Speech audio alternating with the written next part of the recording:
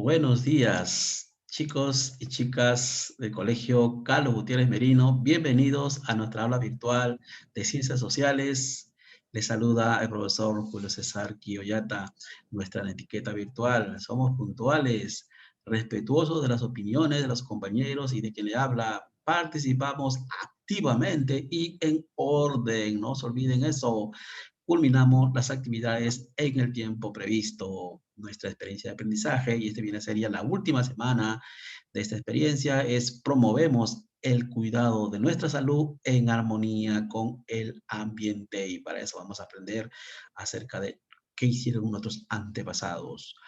Bien, nuestro tema entonces de esta semana viene a ser Caral, una urbe sostenible hace 5.000 años atrás. Miren, qué importante es este título y también las lecciones que vamos a aprender a partir de esta cultura.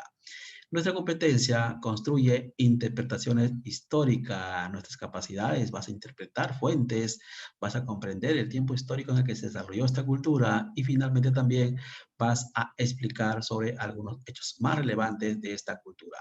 Nuestro propósito, muchachos, reconozco las prácticas ancestrales sobre el cuidado del medio ambiente que desarrolló la cultura caral y su influencia en su calidad de vida.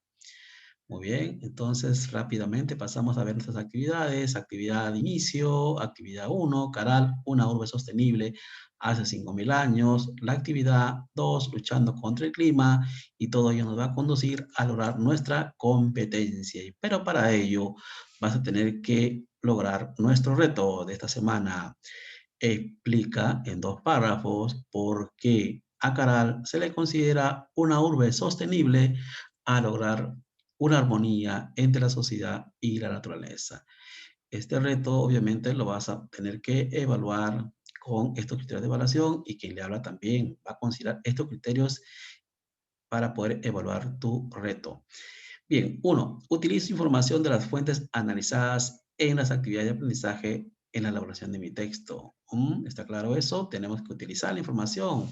Si no, no podemos estar inventando otras cosas. Explico con mis palabras las prácticas de la población de Caral y el cuidado del medio ambiente. Y finalmente, sitúo en el tiempo los hechos históricos más relevantes sobre el cuidado del medio ambiente en la época de Caral. Bien, chicos, entonces dicho esto, vamos a pasar ahora a nuestra primera actividad, que es actividad de inicio, básicamente para recoger tus saberes previos. Vas a observar algunas imágenes relacionadas a problemas sociales y ambientales. Ahí ves, por ejemplo, el desborde del río, que ocurre mayormente en el mes de diciembre, enero, y afecta no solamente a la población, sino también afecta a los campos agrícolas. La pregunta es, ¿por qué la población se ubica sus viviendas en esas zonas de inundación? Porque ya sabemos que va a ocurrir, ¿verdad? Sobre todo hay épocas en las que es bastante, muy fuerte, digamos, la inundación, y afecta de manera mucho más grave, ¿verdad? Bien, otro problema viene a ser la escasez de agua en las zonas urbanas. Y igual modo, en las zonas rurales también hay épocas o estaciones en el cual no llueve, y eso afecta, obviamente, los campos agrícolas tienden a secarse. La pregunta frente a este problema es, ¿a qué se debe que existan poblaciones que no tienen agua para su consumo o actividades agrícolas? Muy bien, pasamos entonces a la pregunta 3. ¿Cómo crees que la población de Caral hace 5.000 años atrás pudo darle solución a estos problemas sin afectar a la naturaleza? Pregunta interesante. Si sabes, lo respondes. Si no, lo dejas en blanco. Pero la pregunta uno y 2 sí me la tienes que responder en 5 minutos. Algunos datos adicionales. Según la encuesta nacional de hogares de 2018 del INEI, más de 3.600.000 peruanos no tienen acceso al agua potable. Además, se sabe que las inundaciones causan daños a las tierras agrícolas, lo que daña los cultivos y el suministro de alimentos, ¿sí o no? Y cuando hay, digamos, una baja en el suministro de alimentos, ¿qué pasa con los precios de los productos en la ciudad? ¿Mm? Es interesante estos datos, ¿verdad, chicos? Muy bien. A ver, 5 minutos para poder desarrollar estas tres preguntitas, ¿sí? ¿Ok? Listo. Entonces pasamos rápidamente a la actividad uno. Caral, una urbe sostenible de hace 5.000 años atrás. Vas a leer el texto, bueno, en base a algunos alcances que te voy a dar, o observar el video y luego respondemos algunas preguntas que he planteado a propósito de esta lectura. ¿En qué lugar, escuche bien, en qué lugar ubicaron sus viviendas la población de Caral y por qué?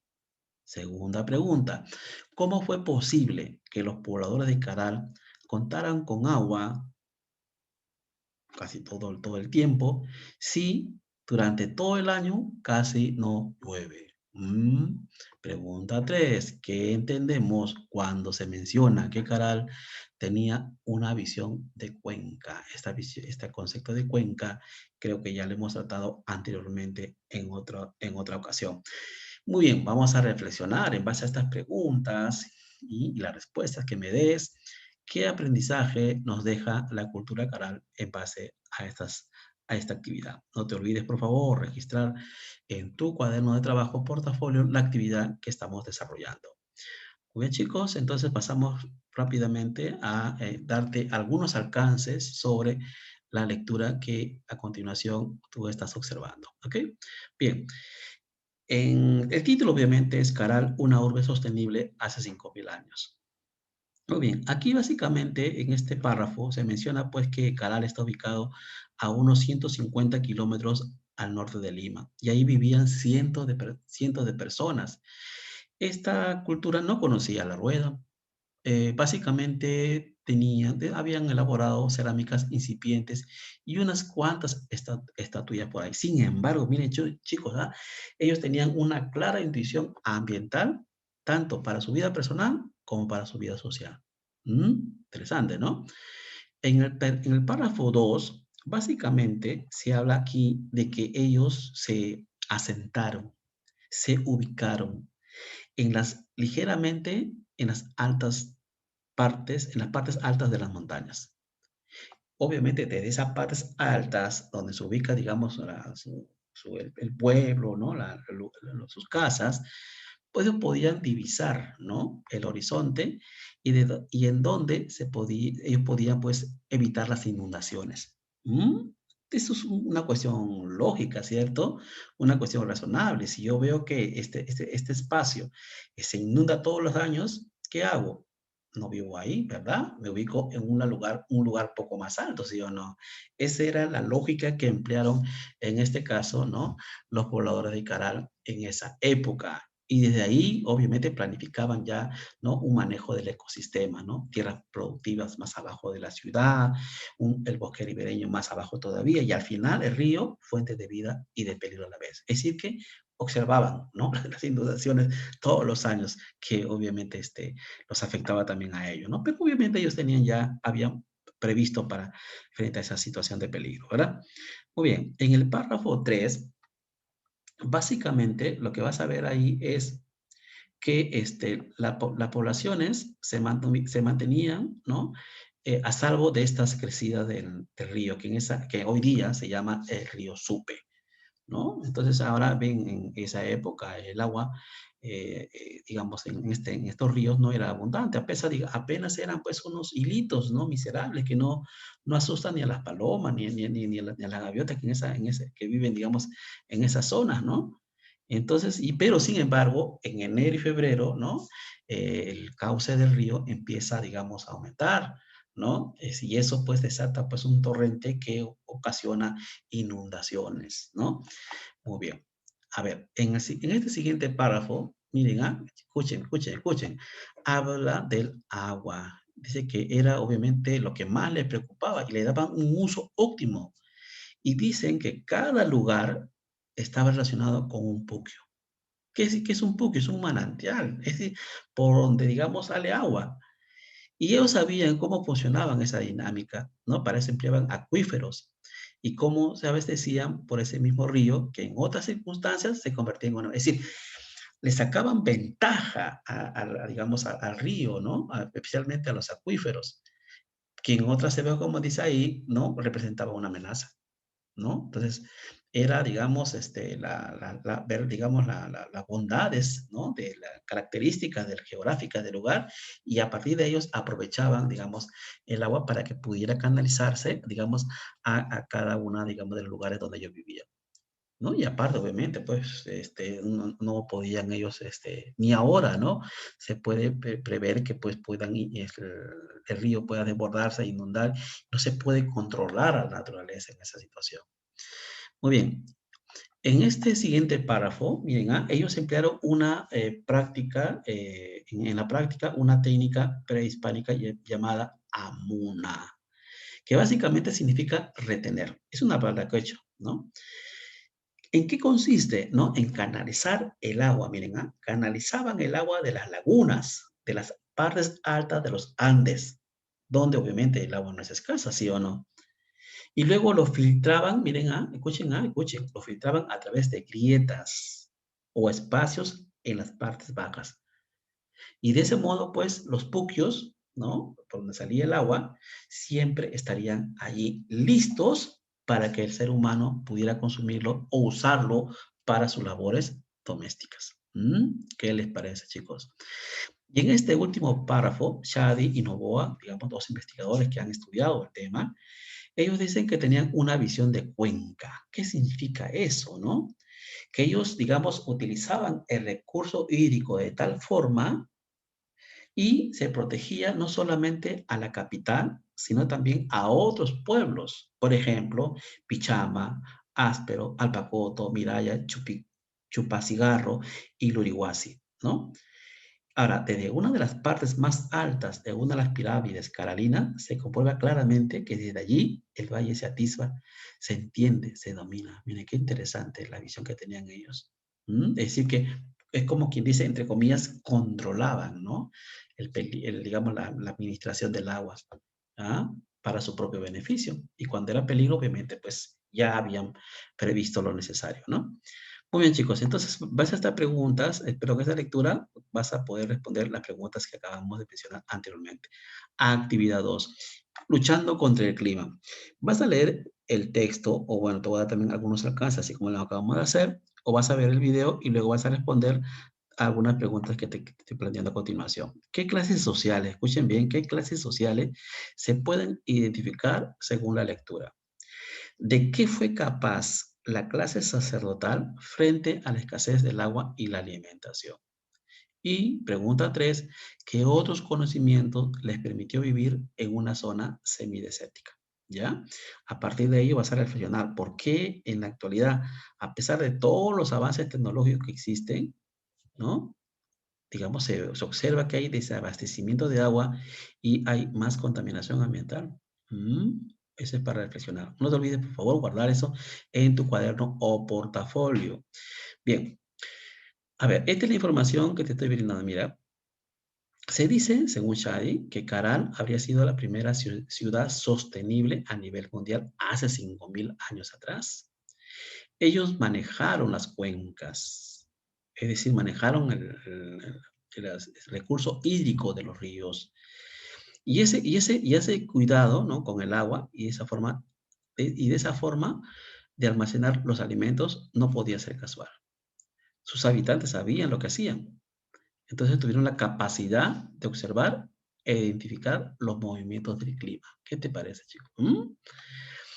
Ahora bien, se dice también que con la evolución, digamos, progresiva de esta civilización, fue surgiendo una casta de sabios, gente que sabía cómo manejar estos ecosistemas. Ahora, ese privilegio les habría servido también pues, para situarse en la cúspide de la pirámide social, es decir, en la cima, ¿no? Estaban arriba. Es como la clase alta al día de hoy.